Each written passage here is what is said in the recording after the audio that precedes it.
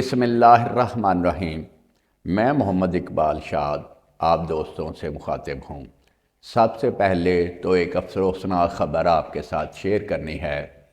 ہمارے سابق ایم نے جناب نور الحسن تنویر صاحب کی قریبی عزیزہ ان کی بہاوش صاحبہ کا انتقال ہو گیا ہے۔ اللہ تعالیٰ مرحومہ کی مغفرت فرمائے اور ان کے لواحقین کو صبر جمیل عطا فرمائے، آمین۔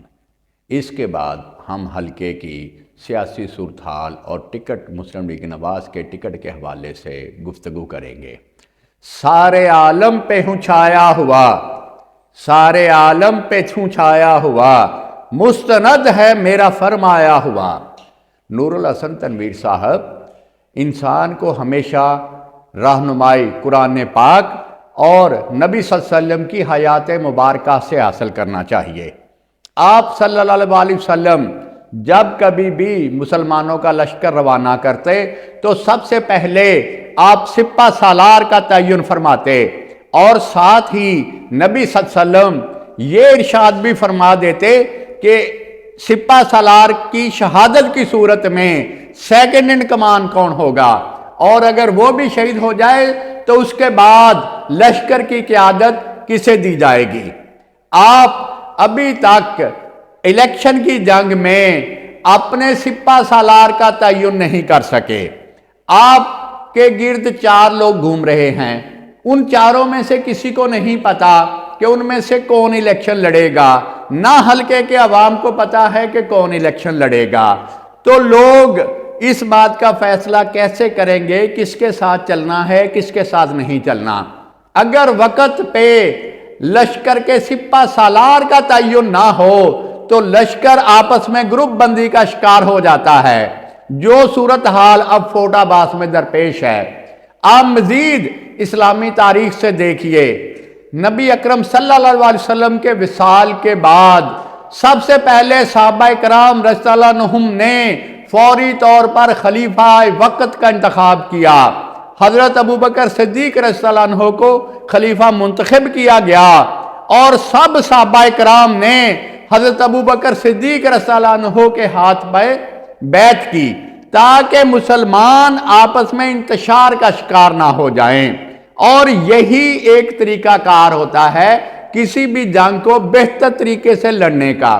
آپ الیکشن کی جنگ دیکھ لیں، آپ کسی ٹیم کا، چاہے وہ کرکٹ کی ٹیم ہے، ہاکی کی ٹیم ہے، اس میں اگر کپتان کا تعین نہ ہو، نائب کپتان کا تعین نہ ہو تو ٹیم آپس میں گروپ بندی کا شکار ہو جاتی ہے۔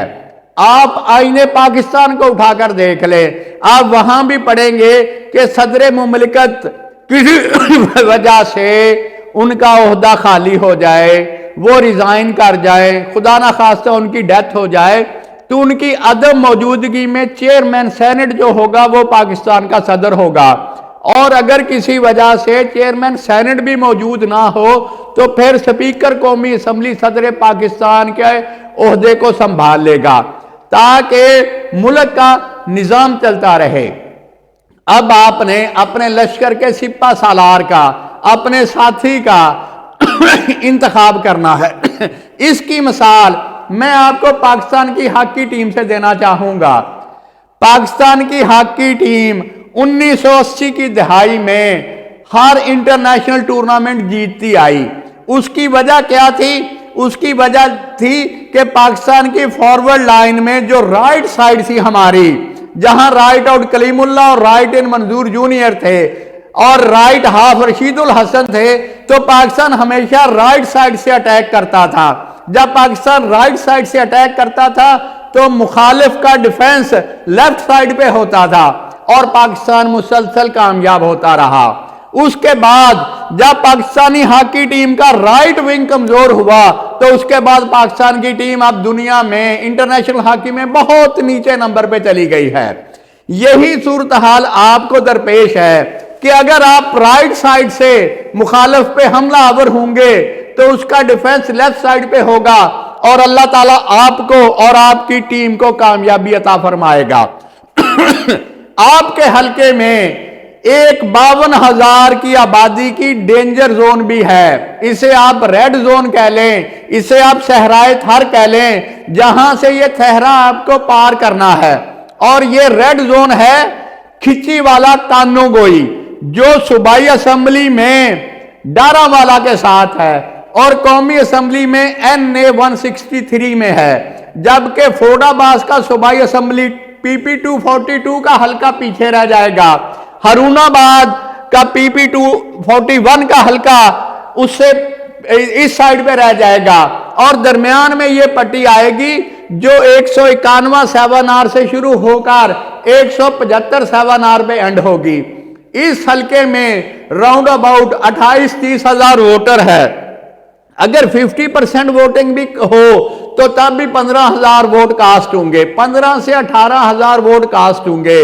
آپ جو جنگ لڑنے جا رہے ہیں آپ کو یہ دیکھنا پڑے گا کہ اس 18,000 میں ان چاروں میں سے کون سا امیدوار مجھے ووٹ ڈلوا سکتا ہے۔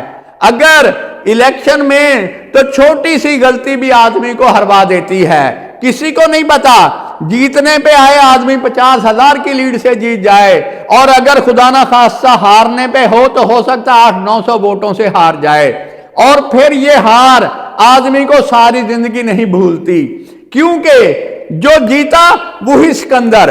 1988 میں جب شیخ رشید نے جنرل ریٹائر ٹکا خان صاحب کو پنڈی سے، ٹکا خان صاحب پیپلز پارٹی کے ٹکٹ پہ الیکشن لڑے تو شیخ رشید نے ٹکا خان کو ہرا دیا۔ اس کے بعد شیخ رشید ملکی سیاست پہ چھا گیا، ٹکا خان بعد میں گورنر بنا، اور شیخ صاحب اسمبلی میں بیان دیا کرتے تھے کہ میں شیخ رشید ہوں جو آپ کے گورنر ٹکا خان کو ہرا کے آیا ہوں۔ کیونکہ وہ جیت کے گئے تھے لہٰذا وہ یہ سب کچھ کہہ سکتے تھے۔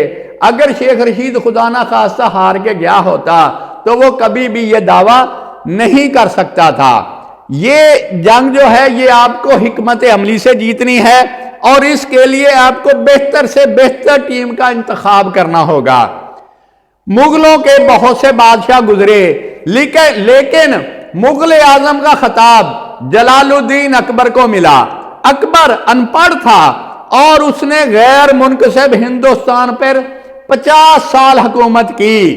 50 سال کی حکومت ایسے ہی اس نے نہیں کی، اس کی جو کابینہ تھی جسے 9 رتن کہا جاتا ہے، جو اس کے وزیر مشیر تھے، جن میں فیضی، ملا نصیر الدین، بیربل وغیرہ سارے آتے ہیں، یہ 9 رتن، 9 وزیر، جو اس کے مشیر تھے، یہ اس دور کے قابل ترین افراد تھے۔ تو MNA صاحب ماشاءاللہ اللہ تعالیٰ نے آپ کو عزت دی، حلقے کے لوگوں نے آپ کو عزت دی، آپ 5 سال MNA رہے، لیکن افسوس سے یہ کہنا پڑتا ہے، ہو سکتا ہے آپ کو یہ بات ناگوار گزرے، لیکن افسوس سے کہنا پڑتا ہے کہ آپ اپنے رتنوں کا بہتر انتخاب نہیں کر سکے۔ اگر آپ نے اپنے رتنوں کا بہتر انتخاب کیا ہوتا تو یہ سچویشن آپ کو کبھی بھی درپیش نہ آتی، کیونکہ آپ میرٹ پہ ایک فیصلہ کر دیں کہ یہ فیصلہ آپ کے لیے فائدہ مند ہے، یہ نقصان دہ ہے، یہ چاروں کبھی بھی اکٹھے نہیں رہ سکیں گے۔ کیوں نہیں رہ سکیں گے؟ اس کے لیے ہمیں پھر قرآن پاک سے رہنمائی حاصل کرنا ہوگی۔ جب اللہ رب العزت نے فرشتوں سے کہا کہ میں آدم کو تخلیق کرنے لگا ہوں، تو فرشتوں نے جو اعتراضات اٹھائے ان میں ایک اعتراض یہ بھی تھا لِيُفْسِدُ فِي الْأَرْضِ، کہ آدم زمین پہ فساد کرے گا۔ فرشتوں نے اتنی بڑی بات کہہ دی، کیوں کہہ دی؟ کیونکہ آدم کو 4 عناصر سے تخلیق کیا گیا، آگ، پانی، مٹی، ہوا، اور یہ چاروں عناصر ایک دوسرے کے ساتھ مل کر نہیں رہ سکتے تھے، ان کے درمیان ٹکراؤ لازمی تھا۔ اس لیے فرشتوں نے اللہ تعالیٰ سے یہ کہہ دیا کہ انسان زمین پہ فساد کرے گا، اور آپ بھی یہ کوشش کر رہے ہیں آگ، پانی، مٹی، ہوا کو اکٹھا کیا جائے، جو کہ ناممکن ہے۔ آپ ناممکن کو ممکن بنانے کی کوشش کریں گے تو یہ ہو نہیں سکے گا۔ خلاف فطرت کوئی بھی چیز، ان نیچرل الائنس دنیا میں کبھی بھی کامیاب نہیں ہوتا۔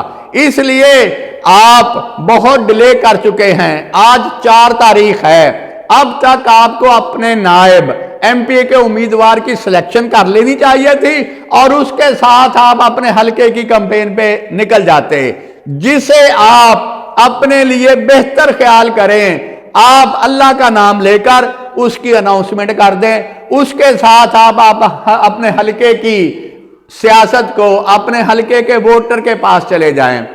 اس کے بعد آپ سے ایک اور گلہ بھی ہے، آپ سے گلہ یہ ہے کہ آپ کے ایم این اے کے راؤنڈ اباؤٹ 310 کے قریب پولنگ سٹیشن ہیں، آپ کے ایم پی اے کے 144 پولنگ سٹیشن ہیں۔ اسے آپ فوجی زبان میں یہ سمجھ لیں کہ آپ کے ایم پی اے کے پاس 144 چوکیاں ہیں، آپ کے پاس 310 چوکیاں ہیں۔ یہ مورچے جو سپاہی سنبھالتے ہیں، جو ان مورچوں پہ فرنٹ پہ آ کے لڑتے ہیں، ان کے لڑنے کی، ان کی بہادری کی، ان کی کوششوں کی نسبت آپ کو کامیابی ہوتی ہے۔ وہ پنجابی کا محاورہ ہے، لڑے فوج نہ سردار دا۔ اگر آپ کے یہ سپاہی چوکی خالی چھوڑ دیں تو یہ کبھی بھی نہیں ہو سکتا کہ آپ جیت جائیں۔ آپ اس کی مثال ایسے لے لیں، یہ 239 کی چوکی ہے، خدا نہ خواستہ ہمارے فوجی وہ چوکی چھوڑ کے پیچھے آ جائیں تو کیا شام کے ٹائم ڈی جی رینجر صاحب یہ پریس کانفرنس کر سکیں گے؟ ہمارے بہادر سپاہیوں نے دشمن کے دانت کھٹے کر دیے، نہیں کر سکیں گے۔